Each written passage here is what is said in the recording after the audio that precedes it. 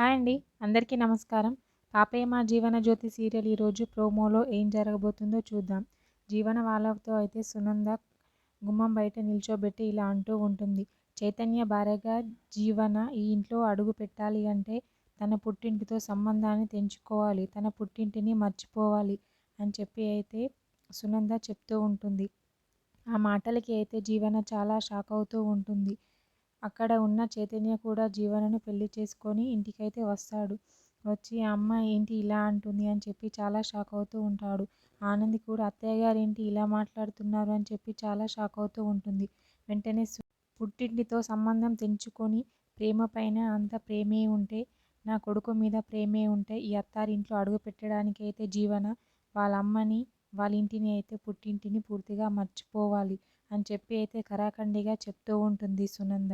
అయితేనే ఈ అత్తారింట్లో అడుగు పెట్టాలి అని చెప్పి అంటూ ఉంటుంది. జీవన మాత్రం చాలా షాక్ అవుతూ ఉంటుంది సునంద మాటలకి. తర్వాత సునంద ఇలా కూడా అంటూ ఉంటుంది. ఈ అత్తారింట్లో ఉండాలి అంటే ఈ సునంద కోడలిగానే ఉండాలి జీవన. వాళ్ళ అమ్మని కలవాలన్నా కానీ పుట్టింటికి వెళ్ళాలన్నా నా పర్మిషన్ తీసుకొనే వెళ్ళాలి అని చెప్పి అంటూ ఉంటుంది. జీవన మాత్రం ఒక్కసారిగా షాక్ అయ్యి అలా చూస్తూ ఉంటుంది సునందని. ఆనంది కూడా చాలా షాక్ అవుతూ ఉంటుంది. అత్తయ్య గారు ఏంటి ఇలా మాట్లాడుతున్నారు అని చెప్పి. లోపల అయితే చాలా బాధపడుతూ ఉంటుంది ఆనంది.